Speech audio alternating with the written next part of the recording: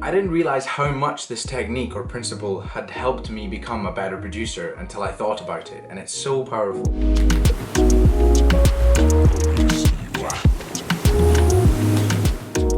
Hey guys, it's Kobi McCoull, back with another episode of Tuesday Tunes. Now today's going to be a little bit different because I want to go into more depth with my Tuesday Tunes top tip. Because the topic is quite a big one, but I'm going to keep it super simple and to the point. So I'm going to tell you that, and then I'm going to show you the beat that's playing in the background right now and give a little breakdown, and then I'll maybe show you some of the crazy cool fun stuff I've been getting up to outside of the studio now that I'm back home in the countryside. Like this. Right, plonk in.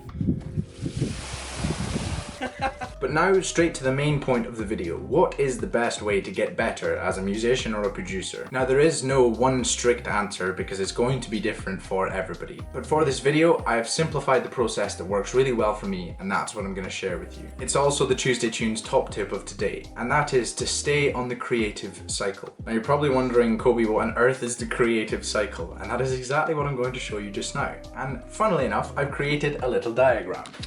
Ladies and gentlemen, I present to you the creative cycle. Ta-da! Now, it might look a little bit crazy and a little messy, and it kind of is, but at the same time, it's very simple and very effective, especially if you do it properly. So I'll talk you through the cycle in its most simple form, then explain the key points that you have to remember in order for it to work, and then a little bit more detail on each of the steps of the process. And by the end, hopefully you will have learned something. So, how does it work? Well, very simply, you start here. There you are on your bike, ready to go for a wee bike ride. And you always need a new aim, whatever that is, your goal, your project, or even just something that you want to improve or that you know is a weakness that you want to develop. So once you've figured that out, you then develop a focus strategy to try and improve it, whether that's a practice regime, some sort of school or education system that you're going to go into, or working with a particular set of people. Once you've developed your strategy, you then go for it, and you keep failing in whatever it is that you can't do yet until you can. And then when you succeed,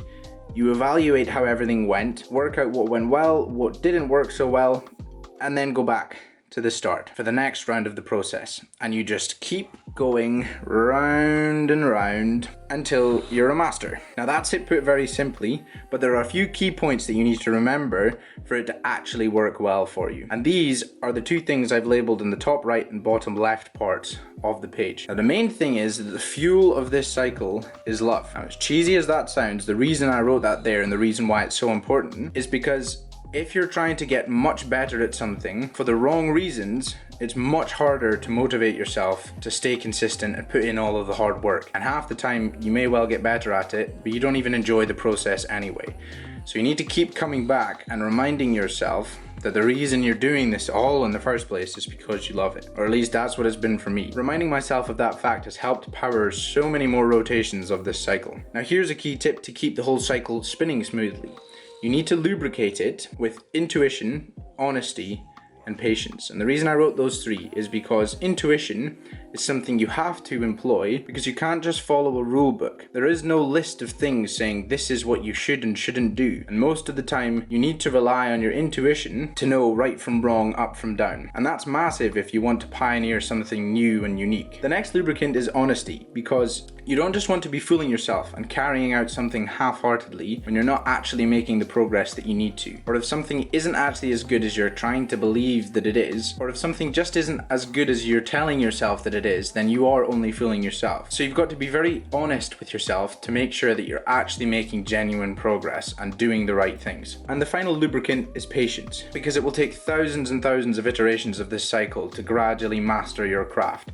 And to be honest, it never ends. It just keeps going. You could always improve, you could always do something slightly different, slightly better. And essentially that's it. And the Tuesday Tunes top tip of the day is to stay on this creative cycle.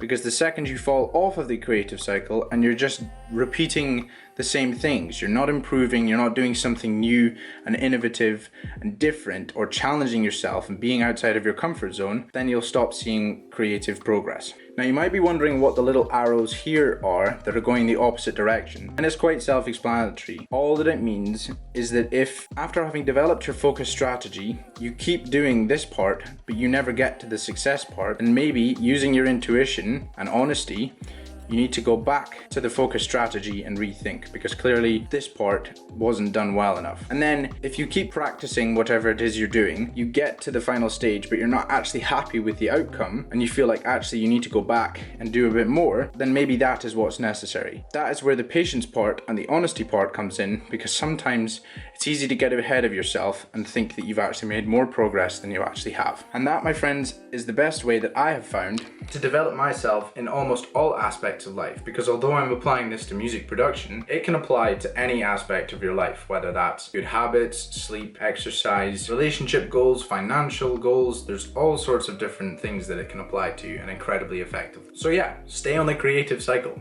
I really hope that that helps you in some way, and if you have any other suggestions or things that you do that help you, please do comment them down below, because I'd love to hear them. So now let's jump across to the beat breakdown for today. Okay, so I'm just going to talk you through what I did. This time around I wanted to experiment with having a slower rhythm and a faster rhythm in the middle part of the drop. And that was all guided obviously by the drums. The instruments and everything else more or less stayed the same. We'll start with the drums. So just a simple kick and a stick for the half rhythm part of the song. But then in the drop of the song, it doubled, and then I added in bats. Should have been hats, but I just went with it. Sticks and other foley shakers just to add more rhythm and double the tempo or speed.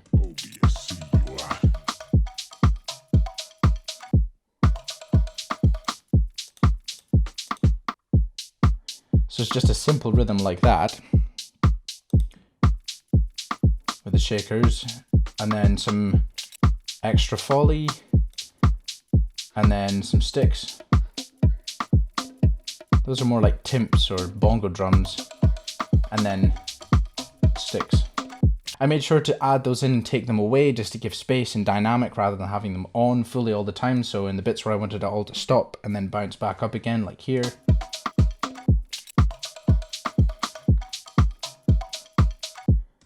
And I just really enjoyed having it bounce from side to side like that. What I actually started the idea with was this synth here.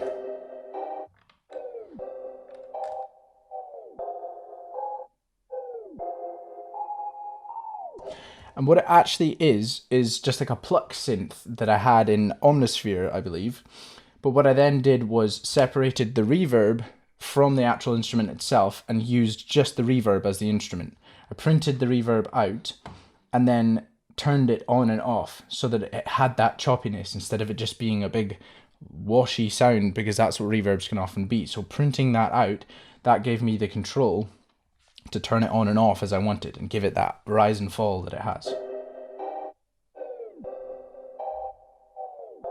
Then I added reverb to the reverb so that I could have it be really clean and dry here with no reverb tail, or have a reverb tail here.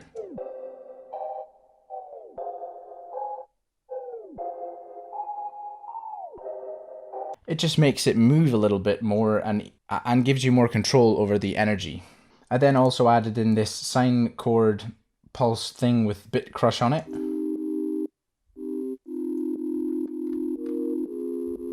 Which I added quite a strong sidechain to.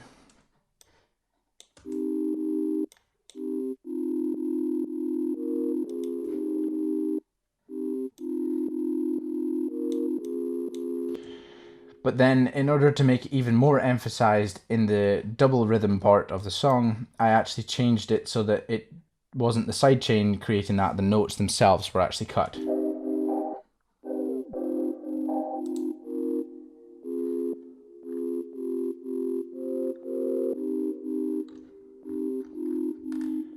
And playing that with the drums sounds really cool.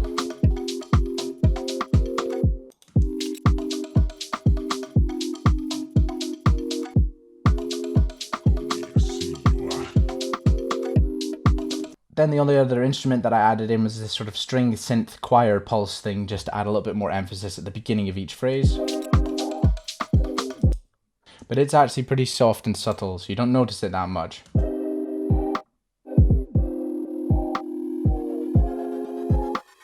But it does add a little bit more to the high end. Then I added in the sound effects, which were just risers and fallers. If you're going to have a rhythmic riser like this, you want to make sure that it actually fits with the tempo of the song. So I had to drag this or slide it so that each mark came on the rhythm of the tempo.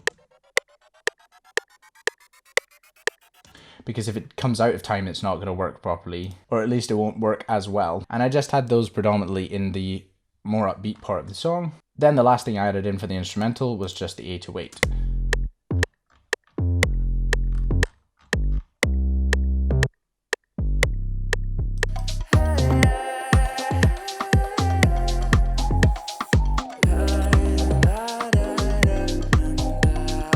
And I always just make sure that I put a plenty decent amount of saturation on the 808 so that the high end still cuts through and it sits nicer in the overall mix of the song, but you don't want to overdo it.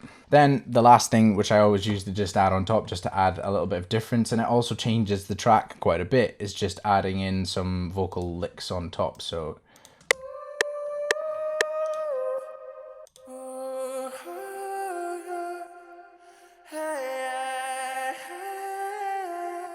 and you might be able to hear the reverb has a sidechain on it just so that it's a bit more controlled, because I didn't want it to be too much of a wash again, especially in the thicker, more upbeat sections of the song where there's a lot going on.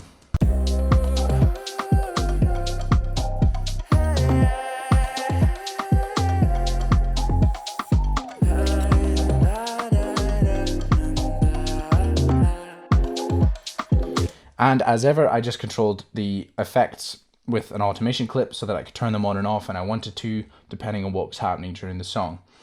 And that was everything that I did, and I'm really pleased with how that came together. And one of the main things I wanted to experiment with on the creative cycle within this beat was switching the tempo, so going from half speed to double speed, and see whether I could make something work properly with that.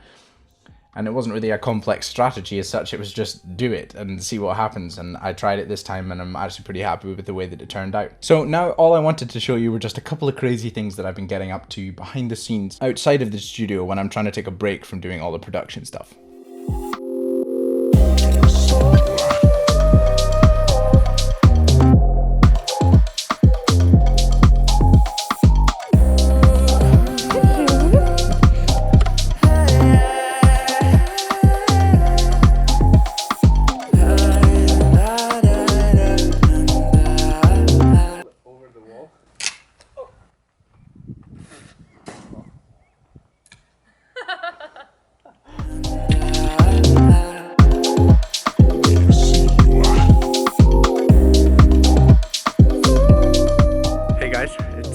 Kobi. We were just moving a mound of earth in the back garden and I decided to use the dirt as sun protection, and I think it worked really well. Do you think it's gonna spill over, but that's okay.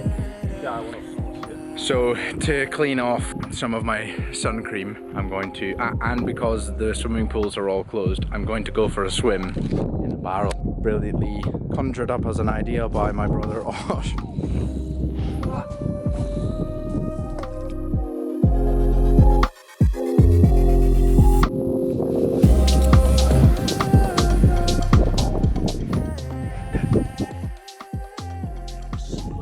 Right, plonk in, go for it.